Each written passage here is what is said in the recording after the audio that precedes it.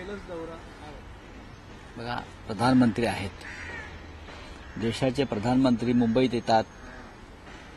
मुंबई देशाची आर्थिक राजधानी आहे. मुंबईच्या विकासासाठी जर त्यांची काही पावलं पडत असतील निरपेक्षपणे, गौतम अडाणीच्या विकासासाठी नाही म्हणत मी, मुंबईच्या. काही लोकांना असं वाटतं की अडाणीचा विकास म्हणजे मुंबईचा विकास. जर मुंबईसाठी येत असतील तर मुंबई सगळ्यांचं स्वागत करते. तर आमचे प्रधानमंत्री आहेत देशाचे. आता धारावीचा प्रश्न आहे, आम्ही त्यांच्याकडे काही मागणी केली आहे, धारावी लुटू देऊ नका आमची. त्या संदर्भात काय घोषणा करतात का पाहावं लागेल आम्हाला. बाकी प्रधानमंत्री मणिपूरला केव्हा जात आहेत हा एक मोठा प्रश्न आहे. ते लवकरच जातील अशी आमची अपेक्षा. आता ते मोकळ्यात, निवडणुका दिल्लीच्या झाल्या की त्यांना फार काही निवडणुकांच्या प्रचाराचं काम नसेल, मग त्याने मणिपूरला जावं. पण मुंबईत आलेत, आम्हाला आनंद आहे. प्रधानमंत्री पुन्हा एकदा आले.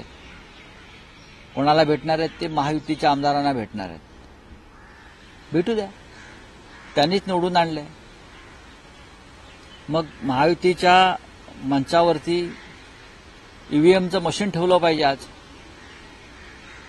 ईव्हीएमचं मशीन ठेवलं पाहिजे, त्याची पूजा केली पाहिजे. म्हणजे राष्ट्रपुरुषांचे फोटो ठेवण्यापेक्षा ईव्हीएमचं मशीन ठेवलं पाहिजे, नोटांची बंडलं ठेवली पाहिजेत.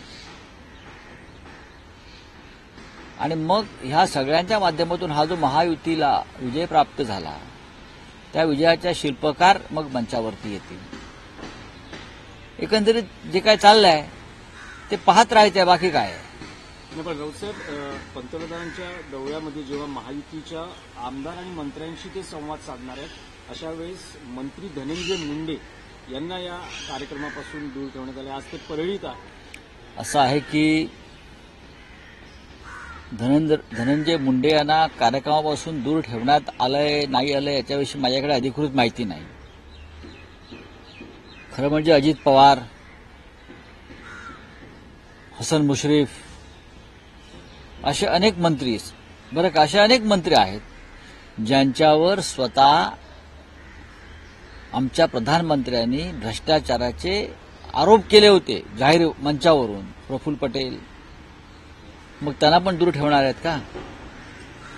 ही ढोंग आहेत, ही सोंग ढोंग आहेत. अजित पवारांवरती जे प्रधानमंत्री 2 दिवसापूर्वी 70,000 कोटीच्या सिंचन घोटाळ्याचा आरोप करतात, अशोक चव्हाणांवरती आरोप करतात, ते आज मंचावरती असणार आहेत. मग धनंजय मुंडेवरती अन्याय का? जर तसा असेल तर, जर खरोखर तसा असेल तर मुंड्यांवरती अन्याय का? महायुतीमध्ये 40% लोक हे टेंटेड आहेत, कलंकित आहेत.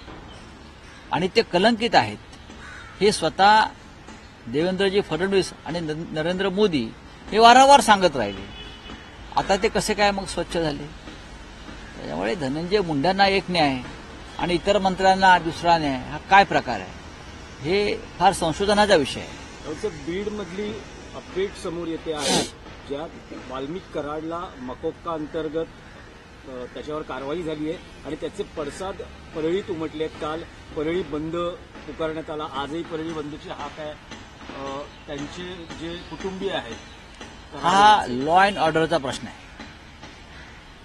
वाल्मिक कराडला मकोका लावणं आणि त्यानंतर त्यांच्या समर्थकांनी रस्त्यावर उतरणं, हा लॉ अँड ऑर्डरचा प्रश्न आहे, कायदा सुव्यवस्थेचा प्रश्न आहे.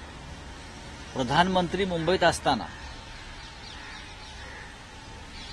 महाराष्ट्राच्या एका भागामध्ये अशा प्रकारे हिंसाचार मणिपूरप्रमाणे होत असेल तर त्याची जबाबदारी गृहमंत्रीपद सांभाळणाऱ्या देवेंद्र फडणवीस यांच्यावर आहे. एखाद्या गुन्हेगाराला त्याच्यावर कायदेशीर कारवाई सुरू होत असताना भारतीय जनता पक्षाचे समर्थक म्हणून घेणारे लोक रस्त्यावर उतरतात, हिंसाचार करतात, परळी बंद ठेवतात, सार्वजनिक मालमत्तेचं नुकसान करतात. हा काय प्रकार आहे? आम्ही एखादं आंदोलन केलं तर आम्हाला परवानगी मिळणार नाही विरोधी पक्षाला, तर आमच्या लोकांना तुरुंगात टाकतील. मग इथे तुम्ही काय शेपूट घालताय? माझा प्रश्न असा आहे आता सगळ्यांनाच ही कारवाई झालेली आहे, प्रकरण न्यायप्रविष्ट आहे. आता आपण सगळ्यांनी शांतता पाळली पाहिजे. बीडची एनसीपी कार्यकारिणी बरखास्त करण्यात आलेली आहे आणि जे चारित्र्यवान आहेत अशा व्यक्तींचा तपास करूनच मग पदावर घेतलं जाईल असं म्हटलं जातं. म्हणजे कोणती एनसीपी?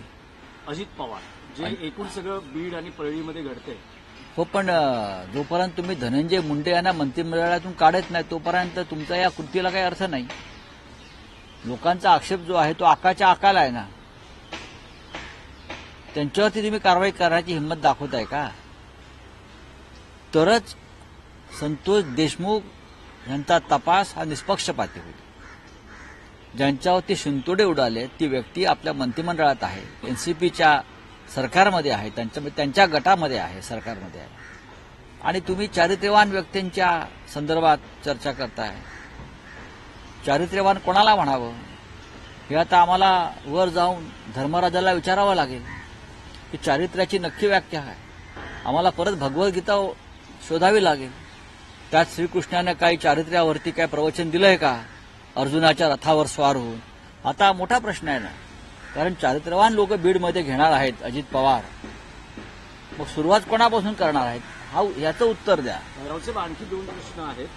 अलीकडच्या काळात जी शिवसेना युबीटी आणि भाजपमध्ये जवळीक वाढताना दिसत होती, अजिबात जवळीक नाही. त्या पार्श्वभूमीवर मुख्यमंत्री देवेंद्र फडणवीस यांचं विधान आलेलं आहे की शिवसेना युबीटी उद्धव ठाकरे यांसाठी महायुतीचे दरवाजे आता बंद आहेत, आम्हाला कोणत्याही चौथ्या मित्राची गरज नाही.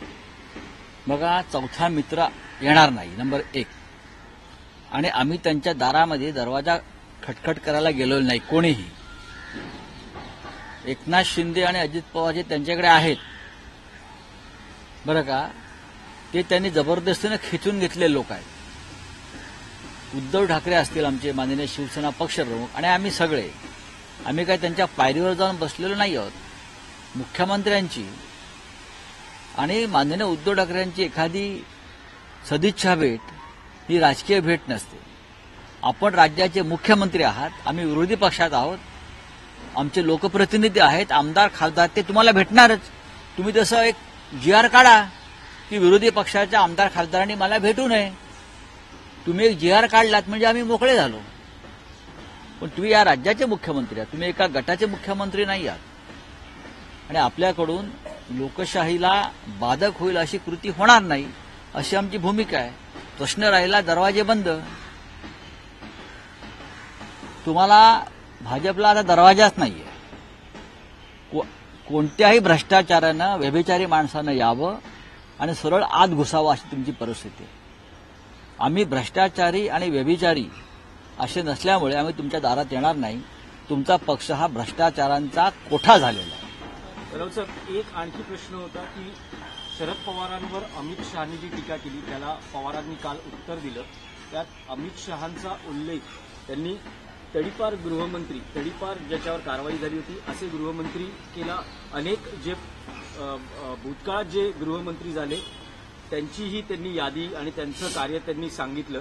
त्याचबरोबर ते असे म्हणाले की अमित शहा तडीपार असताना मातोश्रीवर बाळासाहेबांना भेटले होते, सहकार्य करण्याची त्यांनी विनंती केली होती. नेमकं हे प्रकरण काय आहे? मला वाटतं शरद पवार साहेबांनी एक माहिती दिलेली आहे आणि ती माहिती देशाच्या गृहमंत्र्यांच्या संदर्भात आहे सध्याच्या. आणि माननीय पवार साहेब जो प्रसंग सांगतायत तेव्हा अमित शहा हे गुजरातमधले त्या काळातले बरखास्त गृहराज्यमंत्री होते. त्यांच्यावरती खटला चालू होता आणि त्या काळात ते अनेकांचे दरवाजे ठोकत होते मदतीसाठी. मग त्यात माननीय शरद पवार साहेब असतील, माननीय हिंदुहृदय सम्राट बाळासाहेब ठाकरे असतील. मी अनेकदा त्यांना त्या काळामध्ये, मी स्वतः त्या काळामध्ये पार्लमेंटला अरुण जेटली यांच्या केबिनच्या बाहेर वेटिंगला बसलेलं पाहिलेलं आहे. कारण अरुण जेटली हे कायदेशीर बाजू सांभाळत होते, जरी मंत्री असले किंवा विरोधी पक्ष नेते असले तरी त्या काळातले. तर माणूस संकटात असताना अनेकांचे दरवाजे ठोठावतो. पण ज्याने संकट काळात मदत केली आणि चांगल्या प्रकारची मदत केली अशा नेत्याच्या आणि अशा कुटुंबाच्या पाठीत खंजीर खुपसण्याची परंपरा आम्ही कधी पाहिली नाही. आता काय झालंय हे पवार साहेबांनी सांगितलंय, पण ती अर्धवट माहिती आहे थोडीशी. माझ्याकडे पूर्ण माहिती आहे, पण मी गुप्ततेला मानलेला माणूस आहे.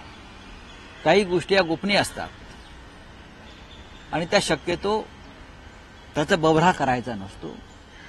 केलेली मदत जी असते, दान जे असते, ते या हाताचं त्या हाताला कळता कामा. ती आमची वृत्ती नाही, कारण हा हिंदुत्वाचा धर्म आहे आणि आम्ही हिंदुत्ववादी आहोत. नाही, पण राऊतसाहेब मग असं म्हणता येईल की शिवसेनेनं जी मदत अमित शहांना केली ते ती विसरले आहेत असं तुमचं म्हणणं बघा, शिवसेनेनं मदत माननीय बाळासाहेबांनी नरेंद्र मोदी नाही केलेली आहे. अख्खा देश मोदींच्या विरोधामध्ये असताना त्यांना मुख्यमंत्री पदावरून गुजरातच्या काढण्याची तयारी पूर्ण झाली असताना प्रधानमंत्र्यांकडून, अटलजींकडून, फक्त या देशामध्ये माननीय बाळासाहेब ठाकरे हे एकच नेते असे होते की जे नरेंद्र मोदींच्या बाजूने ठामपणे उभे राहिले, तेव्हा की त्यांना आता काढणं योग्य नाही. असं अमित शहाच्या बाबतीत काहीतरी घडलं असू शकेल, त्याशिवाय पवार साहेब बोलणार नाहीत ना. बोलिए. प्रधानमंत्री मोदी मुंबई दौरे पे हैं, वो आ जाएंगे. 3 जंगी जहाज जो है उसका देश को समर्पित करेंगे. वहीं अच्छी बात है. बात ऐसी है कि प्रधानमंत्री है, कल जम्मू कश्मीर में थे, कुंभ में थे, कुंभ में गए ना बाद में, और जगह पर घूमते हैं. प्रधानमंत्री है, देश घूमना चाहिए, लोगों से मिलना चाहिए. ऐसे जो काम है राष्ट्रहित में, उसका लोकार्पण करने की जिम्मेदारी प्रधानमंत्री के ऊपर होती है. अगर मुंबई में आकर प्रधानमंत्री जी ये जो काम आप बोल रहे हो कर रहे हैं, तो स्वागत है. इस्कॉन का भी मंदिर का लोकार्पण करेंगे. आजकल हमारे प्रधानमंत्री देश के शंकराचार्य बन गए हैं, तो ये काम तो उनको करना ही पड़ेगा ना. वही तो उनकी वोट बैंक है, करना पड़ेगा. मणिपुर में भी जाना चाहिए. बार बार देश सवाल पूछता है कि मणिपुर कब जाओगे. आप दिल्ली चुनाव में जाते हो, सब जगह घूमते हो, आप मणिपुर में जाइए, हमें बहुत खुशी होगी. शरद पवार ने कल पलटवार किया अमित शाह को लेकर, भी संसद में बयान दिया था. पलटवार किया, उनको कहा है कि जो मर्यादा है गृह मंत्री पद की, उसकी रखिए आप. मर्यादा तो सभी ने रखनी चाहिए और देश के प्रधानमंत्री ने सबसे ज्यादा रखनी चाहिए, क्योंकि पूरा देश आपके साथ चलता है, आपकी सोच के साथ चलता है. जैसे पंडित नेहरू जी के साथ देश चलता था, गांधी जी के साथ देश चलता था, वैसे आपके साथ भी अगर आपकी इच्छा है तो आपकी सोच बदल लीजिए. गृह मंत्री जी को भी मैं कहूंगा ये, और प्रधानमंत्री जी को, जिस भाषा का इस्तेमाल ये दो नेता करते हैं बड़े पद पर, अब तक क्या कभी हुआ नहीं था. पवार साहब ने कहा कि मैंने अब तक से बहुत गृह मंत्री देखे, लेकिन तड़ीपार गृह मंत्री पहली बार देखा है. जिसकी तड़ीपारी हो गई तो गृह मंत्री हो गया. ये पवार साहब की एक वेदना है. पवार साहब बहुत साल से केंद्र में रहे हैं, उनका अनुभव हमसे ज्यादा है. यहां आकर आप हमें धमकियां देते हो, गृह मंत्री, हाँ, गलत भाषा का इस्तेमाल उद्धव ठाकरे जी के खिलाफ करते हो, शरद पवार साहब के खिलाफ करते हो. क्या देश के सभी समस्या खत्म हो गई लॉ एंड ऑर्डर की? अगर वो यहां आकर बीड़ में जो चल रहा है हिंसा, आप देखिए जाकर, लॉ एंड ऑर्डर पूरा उद्ध्वस्त हो गया. बीड़ में एक डिस्ट्रिक्ट है, बाजू में ही है, जहां वो बोल रहे थे उनके बाजू में बीड़ जिला है. वहां खुलेआम मर्डर हो रहे हैं, अपहरण हो रहा है, बलात्कार हो रहा है. उसके ऊपर आप गृह मंत्री नहीं बोलते, मणिपुर के ऊपर नहीं बोल रहे, और उद्धव ठाकरे जी के ऊपर बोलेंगे, शरद पवार साहब के ऊपर बोलेंगे. ये गृह मंत्री का काम है क्या? संकट के समय एक अहम बात संकट के समय मातोश्री आए थे जब वो तड़ीपार थे. अमित शाह की, जैसा आपने बताया था, अरुण जेटली के पास बैठे. देखिए, ये मैंने नहीं बोला है, ये शरद पवार साहब ने बोला है. आदमी संकट के घड़ी में दर दर की ठोकरें खाता है, सभी के दरवाजे पर जाता है, मदद मांगते हैं ये लोग. अगर मदद मांगते हैं तो हमारे जैसे लोग होते हैं वो मदद भी करते हैं. बाला साहब ठाकरे के दरवाजे हमेशा खुले थे ऐसे लोगों के लिए. बाला साहब ने तो नरेंद्र मोदी जी को भी मदद की थी. पूरा देश उनके खिलाफ था. तो बाला साहब अटल जी को और आडवाणी साहब को बोले, मोदी जी को मुख्यमंत्री पद से मत हटाइए, अगर उस वक्त मोदी जी को हटा देते तो आज मोदी प्रधानमंत्री नहीं बनते। वैसे ही अगर अमित शाह जी को हिंदू हृदय सम्राट बाला साहब ठाकरे जी ने कुछ ऐसी मदद की है जिनकी वजह से आज गृहमंत्री पद पर वो है, तो है। पवार साहब ने यही बात छेड़ी होगी। लेकिन ये क्या था कि जब पवार साहब कह रहे हैं कि जब अमित शाह तड़ीपार थे तब मदद की अपेक्षा से उन्होंने मातोश्री में बाला साहब से मुलाकात की। मातोश्री पर जो मदद की अपेक्षा से आता है वो खाली हाथ नहीं जाता। वो हिंदू हृदय सम्राट बाला साहब ठाकरे थे और दानशूर करने के अवतार थे बाला साहब ठाकरे जी। जो भी उनके पास आता था, चाहे मित्र हो शत्रु हो, जो उनके सामने मदद के लिए खड़ा रहता था संकट में, बाला साहब जात धर्म नहीं देखते थे और पार्टी नहीं देखते थे, किस पार्टी का है ये, बस संकट में उनको मदद करनी चाहिए। ये मदद बाला साहब ठाकरे ने सबको की है, सबको की, चाहे इंदिरा जी हो इमरजेंसी में या चाहे और कोई हो। राउत साहब, लेकिन ये जानना चाहेंगे कि अमित शाह के बारे में ये जो बातें अभी सामने अब मैं पवार साहब से बात करूंगा उस बारे में। कब हुआ है ये पूरा वाकया?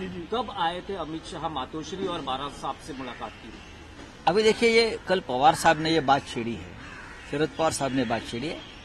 मैं जरूर पवार साहब से उस बारे में जानकारी लूंगा। और एक सवाल है कि देवेंद्र फडणवीस जी ने कहा है कि महायुति के दरवाजे शिवसेना, यूबीटी और उद्धव ठाकरे के लिए हमेशा के लिए बंद हो गए। महायुति के दरवाजे है वो कैरेक्टरलेस भ्रष्टाचारी लोगों के लिए खुले हैं पहले से। अब देखो ना, उनके पार्टी में कौन लोग बैठे हैं महायुति में, आप देख लीजिए। हमारे जैसे लोग उनके दरवाजे पर नहीं जाएंगे कभी, ना खड़े रहेंगे ना बैठेंगे उनके दरवाजे पे। कोई जरूरत नहीं है। हमने हमारा एक रास्ता चुना है और हम खुश हैं। नहीं, लेकिन हाल ही के दिनों में उद्धव ठाकरे जी हो, आदित्य ठाकरे जी हो, उन्होंने फडणवीस से मुलाकातें की थी, तो ऐसे कहा जा रहा था कि शिवसेना बीजेपी की नजदीकियां बढ़ गई है। देवेंद्र फडणवीस जी ने एक जीआर निकालना चाहिए, फिर अध्यादेश सरकारी गवर्नमेंट रेजोल्यूशन कि मुझे अपोजिशन का कोई विधायक या सांसद नहीं मिलेगा, तो हम नहीं मिलेंगे। मुख्यमंत्री है राज्य के, हमारे लोग, कोई सांसद है, कोई विधायक है, जाकर मिलेंगे काम के लिए। जनता के काम होते हैं। पहले वाले सीएम को हम नहीं मिले थे क्योंकि वो अनकॉन्स्टिट्यूशनल घटना बाह्य मुख्यमंत्री थे। आप मुख्यमंत्री आप बने हैं तो हम आपके पास हमको आना पड़ेगा। आप बोलिए मत आइए, हम नहीं जाएंगे, दरवाजा बंद कर लीजिए आपका।